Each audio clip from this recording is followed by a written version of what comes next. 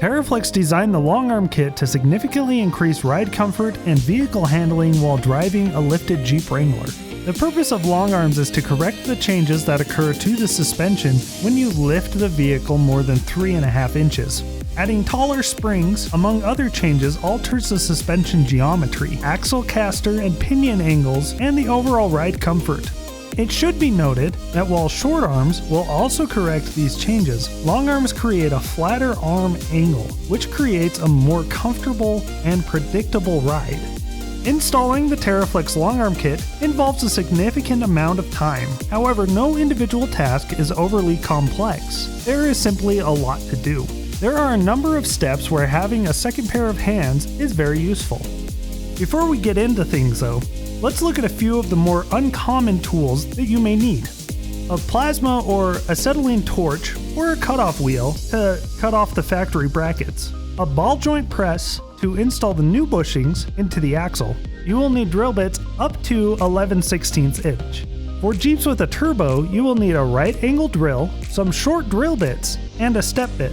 It is also best to start this installation with an empty or close to empty gas tank.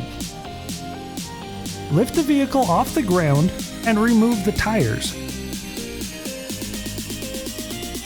If you have metal rock sliders, then use the brackets where these mount to the body as lift points. If you mount to the frame, then you will need to adjust the lift points during the install. Remove the front sway bar links.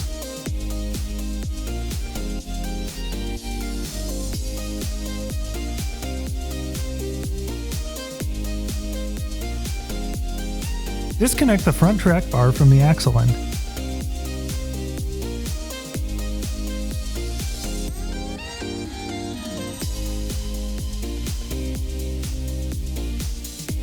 Disconnect the drag link from the knuckle. Hang the track bar and drag link up out of the way. If you are replacing the track bar, then feel free to completely remove it. Remove the front brake calipers and hang them off to the side. Do not hang them by the brake lines. Remove the rotor.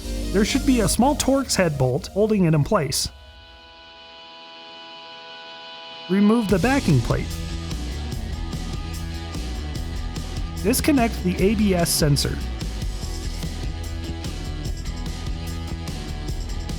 Remove the bracket connecting the ABS line to the top of the knuckle. Disconnect the axle actuator plug on the right side of the axle.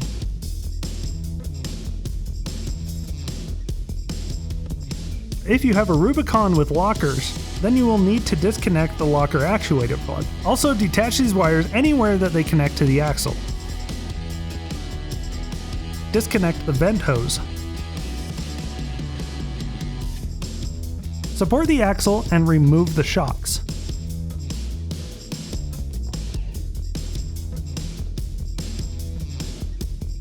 Cut the ties holding the ABS line to the spring mount brake line bracket.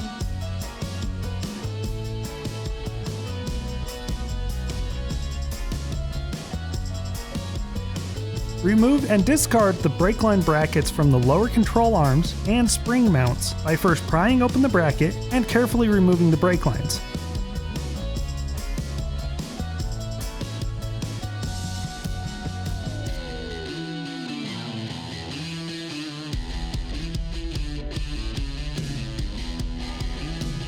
Then detach and discard the bracket.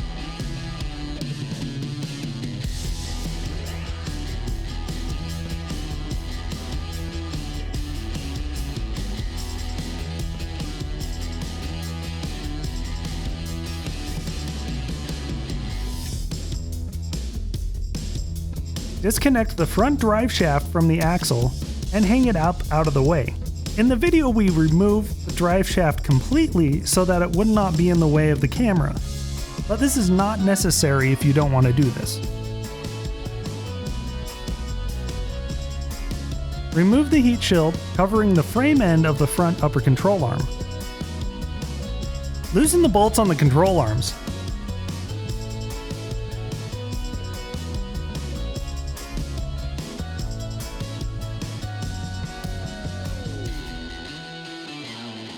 Lower the axle enough to remove the springs. Double check to make sure all the brake lines, ABS lines, sensors, hoses, and plugs are disconnected from the front axle and control arms.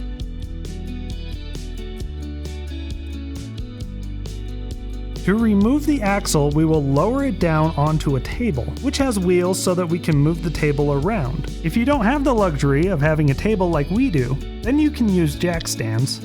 Remove the lower control arms from both the axle and the frame. Disconnect the upper arms from the axle. At this point, the axle should be fully disconnected, so the vehicle can be lifted up or the axle is moved out of the way if you're not using a lift. Remove the upper control arms from the frame end.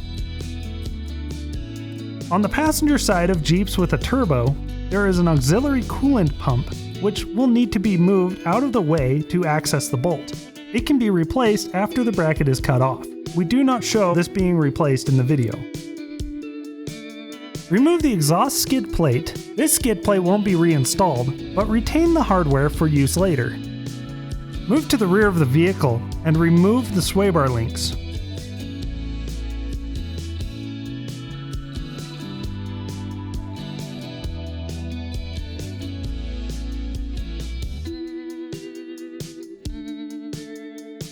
Disconnect the brake line bracket from the rear axle by removing the bolt holding it in place. Detach the rear calipers and hang them out of the way.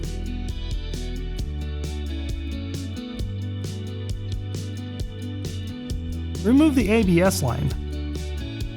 Disconnect the rear drive shaft from the axle and hang it up out of the way.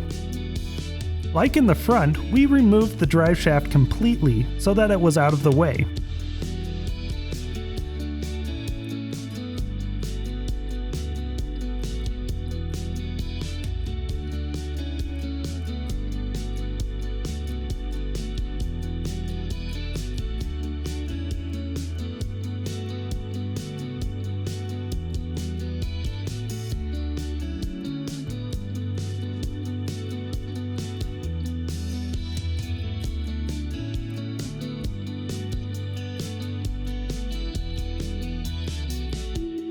Remove the bracket connecting the emergency brake lines to the body.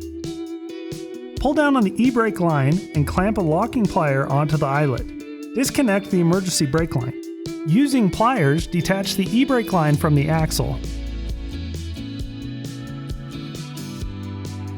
Feed the emergency brake lines up over the cross member so that the lines will travel under the cross member once they are reattached to the axle.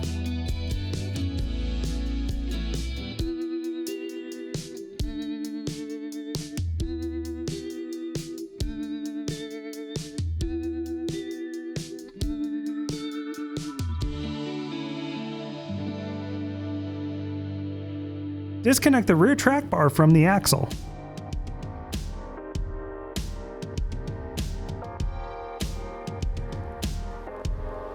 Remove the breather hose, and if you have it, the locker actuator plug.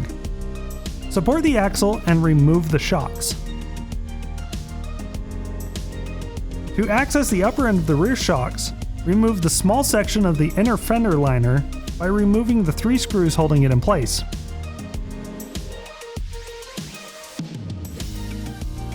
Loosen all the control arm bolts.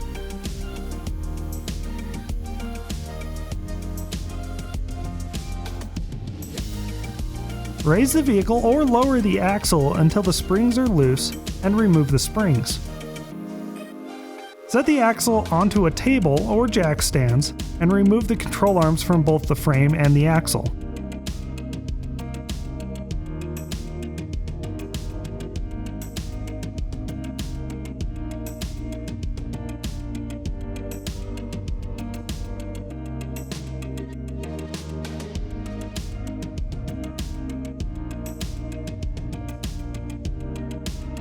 With the axles removed, we can begin the process of removing the gas tank.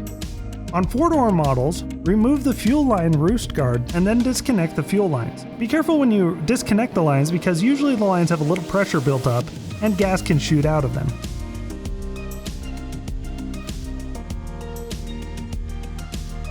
Detach the plastic bracket connecting the lines to the gas tank. Remove the transmission skid plate and set it aside.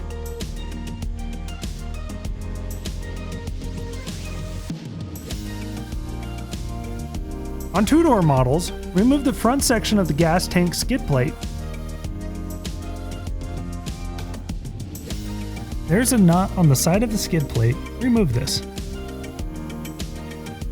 Slide the skid plate forward until it hangs loose.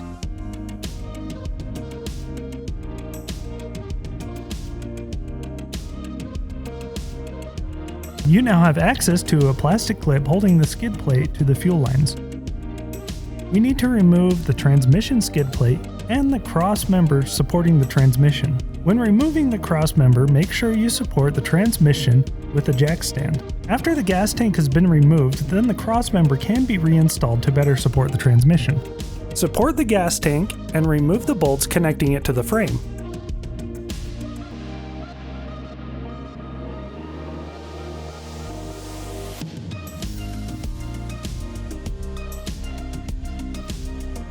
Lower the gas tank a little bit until you can disconnect the gas lines and wiring on top of the tank.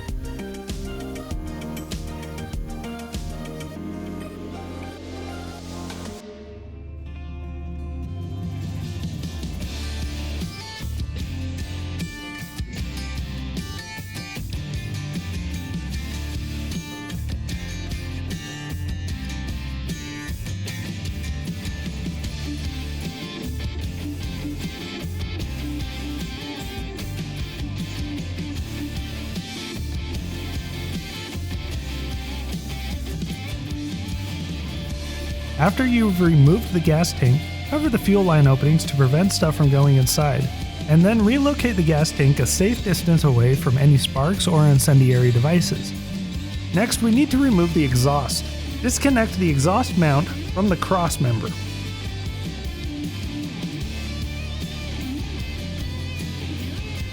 Loosen the clamp just behind the cross member. Support the exhaust. Detach the bracket holding the rear section of the exhaust to the frame. These brackets have little hooks that will hold them in place once the bolts have been removed.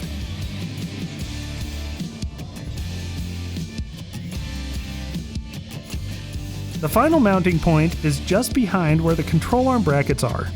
Lubricate the pin on either side of the rubber and slide the pin out.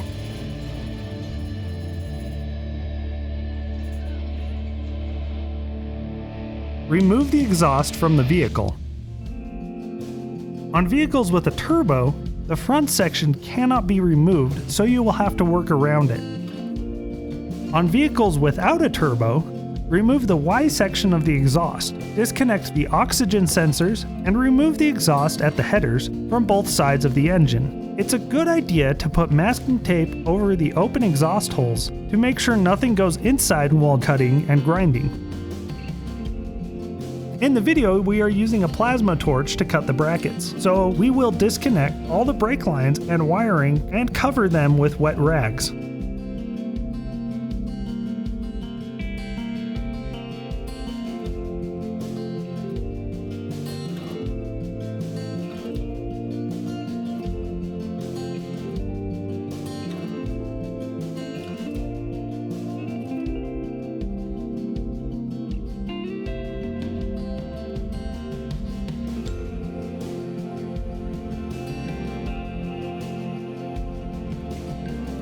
At this stage, we are ready to remove the factory control arm brackets.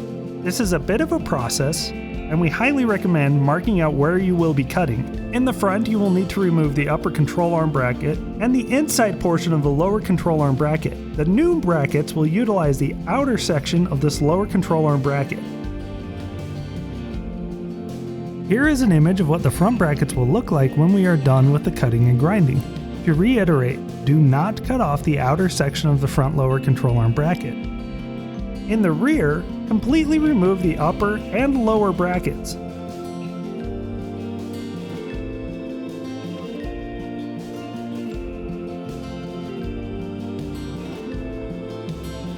Cut the brackets along where you've marked. If you don't have access or the experience necessary to use a torch, then a cutoff wheel is a perfectly acceptable alternative. Whatever method of cutting you use, wear the proper safety gear and take your time to cut carefully. Because this is such a crucial part of the process, we're going to show quite a bit of it.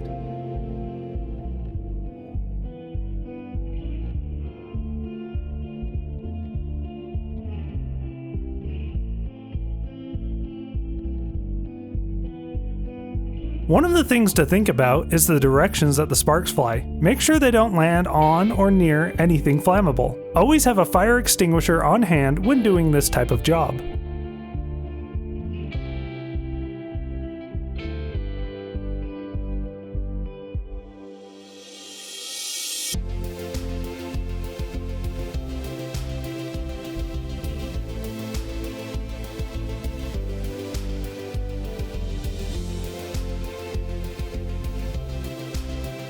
For cutting the welds, use a gouging tip on the plasma torch. On an acetylene torch, this is called a scarfing tip, but it's the same idea on both of them.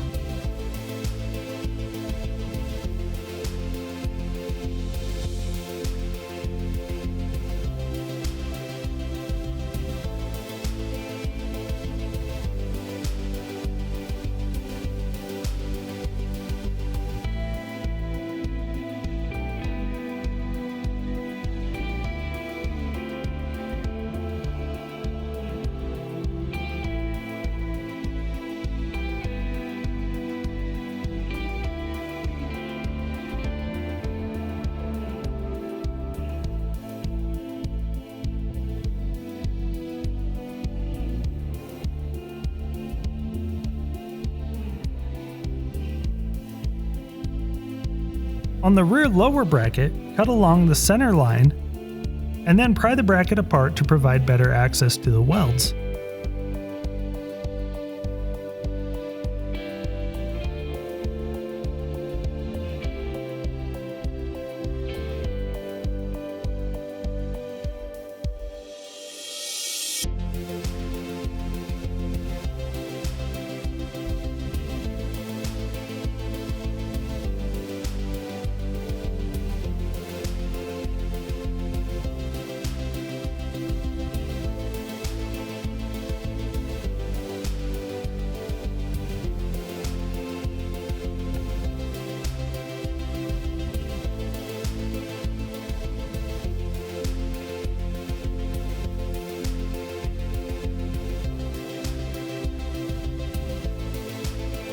Where the rear upper bracket connects to the frame on top, place a sheet of metal behind to keep sparks from shooting out onto the whole underside of the vehicle. If you're using a cutting wheel, this upper section is a little hard to remove, so it's best to just leave it.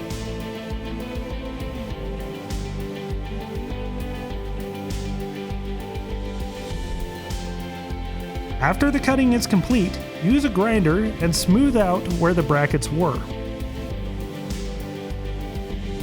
If the frame is cut or gouged during the cutting, then it is a good idea to weld up these holes at this time. In the area where the new rear bracket will go, there is a place where the frame is welded. For the best fit, the bracket needs to rest against a smooth surface. Modify the body mount bracket located just in front of where the rear brackets were.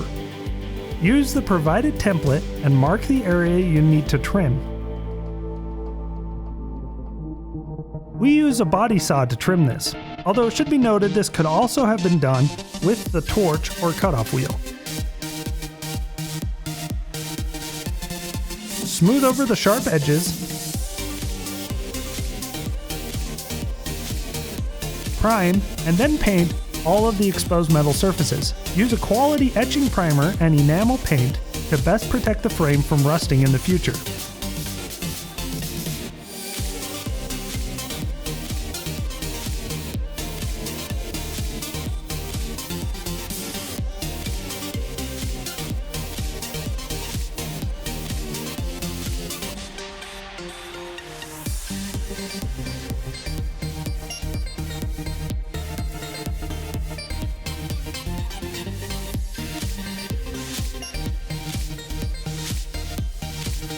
we are ready to install the brackets.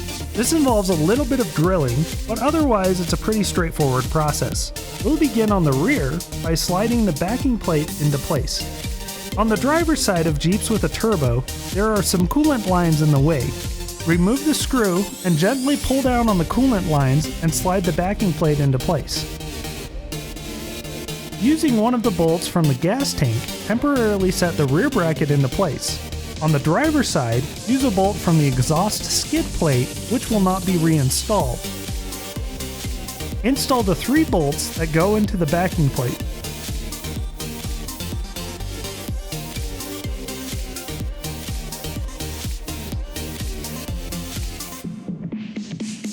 Push up firmly on the front of the rear bracket and tighten down all the bolts currently installed.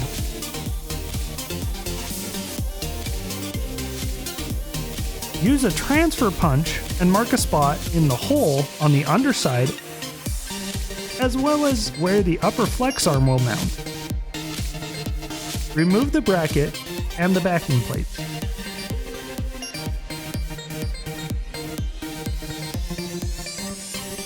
Drill the holes in incremental steps up to 11/16 of an inch. The frame metal is hardened, and the hole where the upper arm will mount goes near a weld, so drilling will take a little bit of time, but with sharp drill bits and a good drill, it goes pretty smoothly.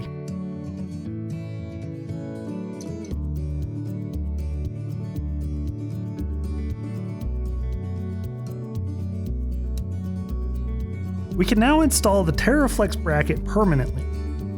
Use the bolt from the gas tank or the exhaust skid plate to hold the bracket in place.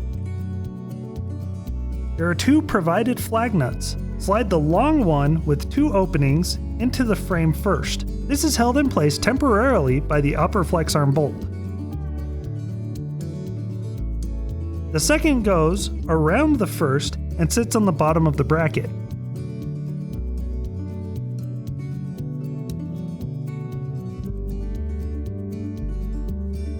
Apply red thread locker onto the bolt and feed it into the flag nut.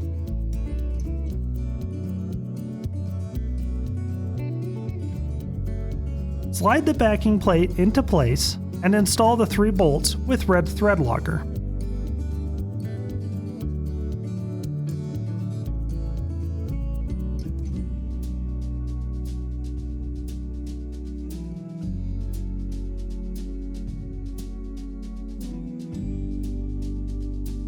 Tighten down the bolts evenly so the bracket is flush with the frame.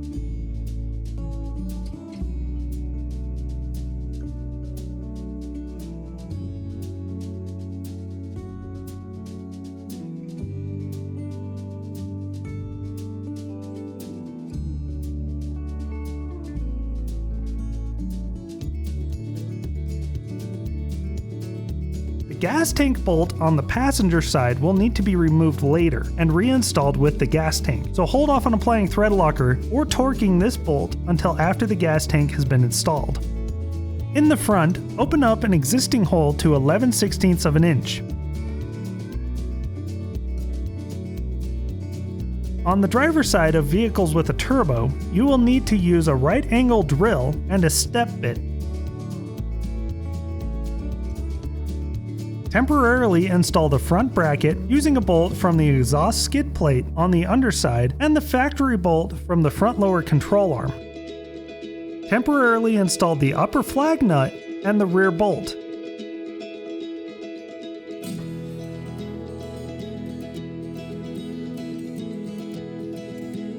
As well as the flag nut and the bolt on the underside.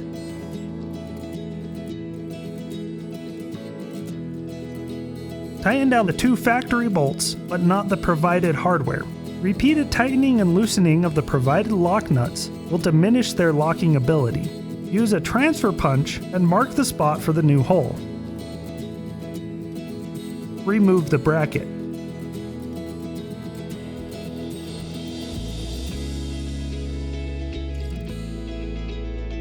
Drill the pilot hole and then continue in incremental steps up to 11/16 of an inch.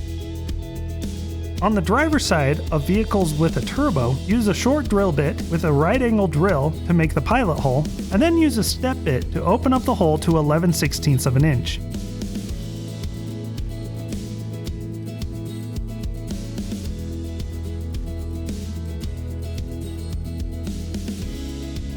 On two-door Wranglers, you will need to reinstall the gas tank before you install the front passenger bracket. Since we are working on a four-door in this video, we will be reinstalling the gas tank later.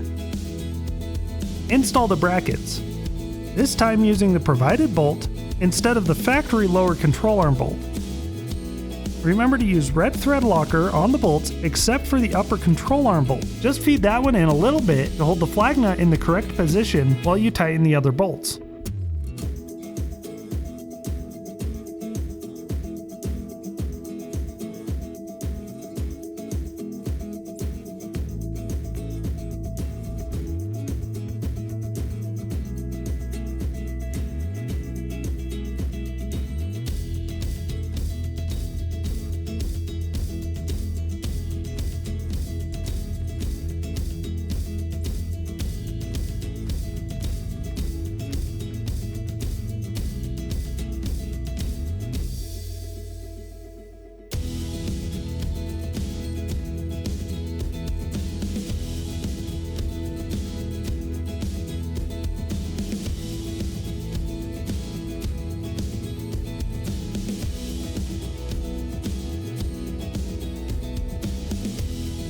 Install the cross member using the provided hardware.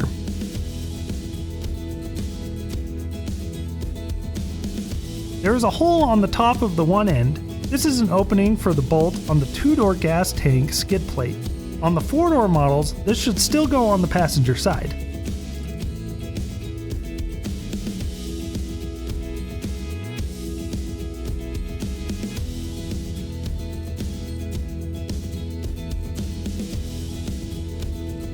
Before installing the control arms, adjust them to the starting lengths given in the written instructions. Measure the control arms on the inside of the bend from the center of the bushing to the center of the bushing on the opposite end.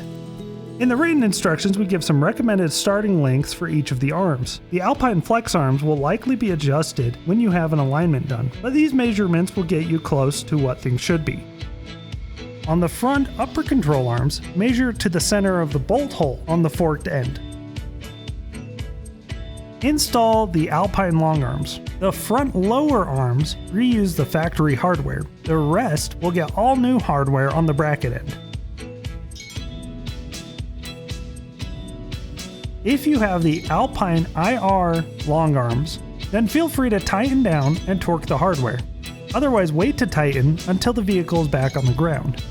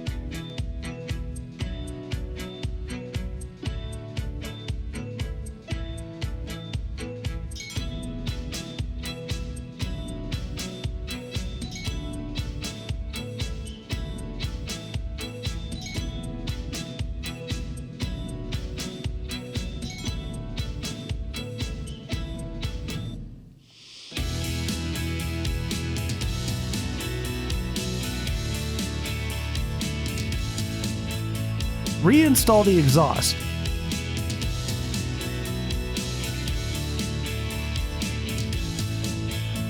Reinstall the gas tank.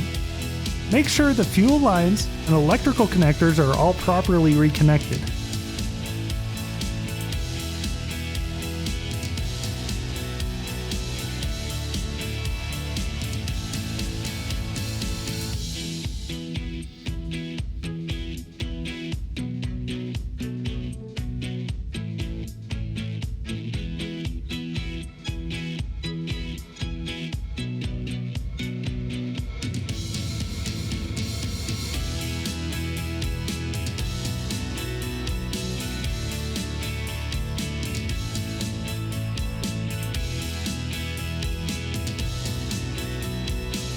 The factory bolt on the underside of the rear passenger bracket is also used on the gas tank, so you will need to remove it before installing the gas tank.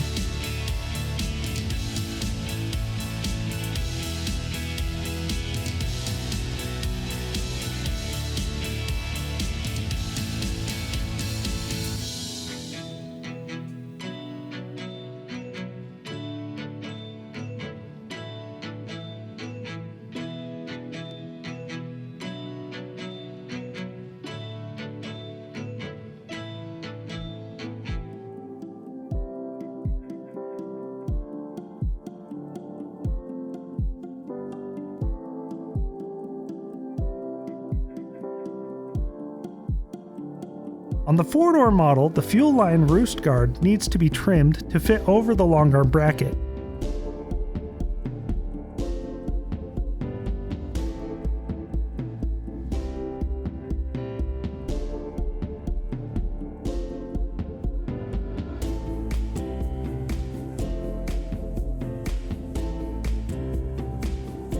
If you are installing the cross-member skid plate included in the RT suspension system, then it can be installed at this point along with the transmission skid plate.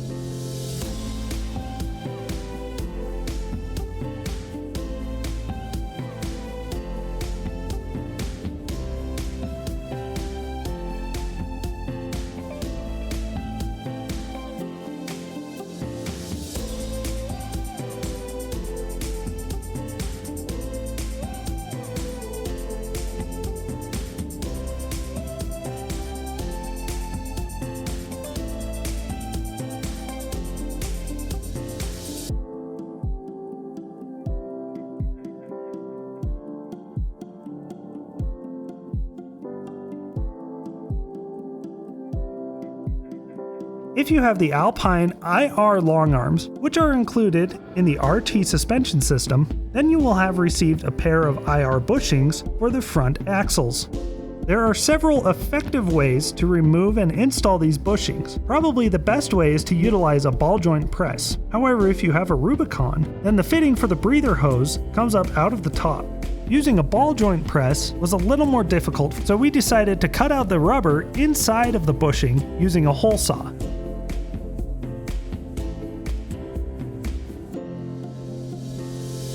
Once the pin was out, we used a chisel bit on an air hammer to push out the bushing.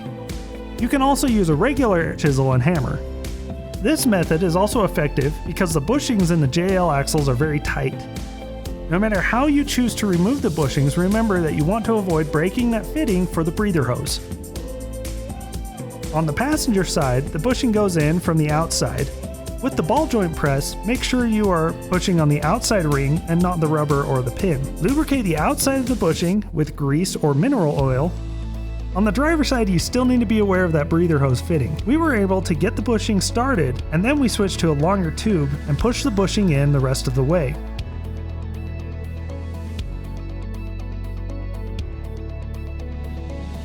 Reinstall the axles both in the front and the rear. Support the axle throughout the whole process. If you have the Alpine IR long arms, then feel free to torque the hardware at this time. But if you are installing the regular Alpine long arms, then wait until the vehicle is on the ground to torque the long arm hardware.